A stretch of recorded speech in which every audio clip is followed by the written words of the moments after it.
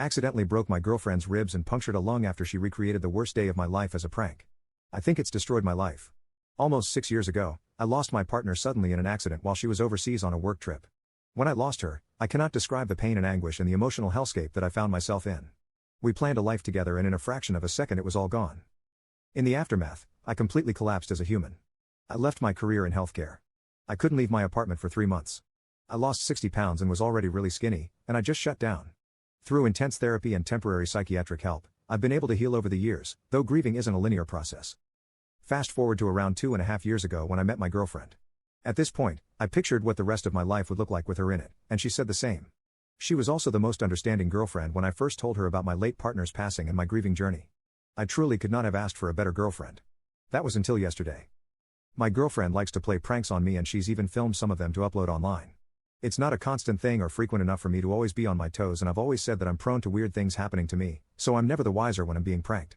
She texted me in the morning to confirm dinner plans we had that evening, and I replied asking if she needed me to pick up anything on my way home from work. I planned to FaceTime her at lunch like I always do, so no big deal. Well, she didn't answer me at lunch. No big deal, she's probably busy.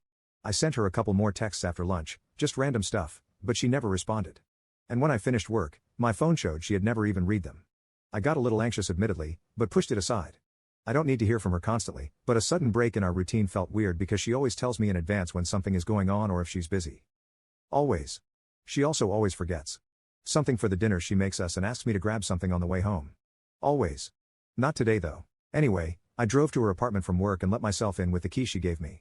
I expected to hear music and smell some dinner, but it was completely silent. I put my stuff down on the hall bench and walked toward the kitchen. I saw grocery bags at the kitchen's entrance, which I thought was weird. As soon as I entered the kitchen, I saw a broken wine glass at the far end of her kitchen island with a few drops of what I thought was red wine until I saw her feet sticking out. I sprinted around the island and she was lying on her side, facing away from me. There was blood everywhere. On the edge of the island, splatters on the wall and a large pool of blood around her head. I haven't made the sounds that came out of me since I got the call that my late partner passed. My heart was racing so badly that my chest and head hurt. Though I felt like I was in full-blown panic mode, I physically went into autopilot. I work in healthcare again, so I'm glad my instincts kicked in. She was on her side, so I flipped her flat on her back.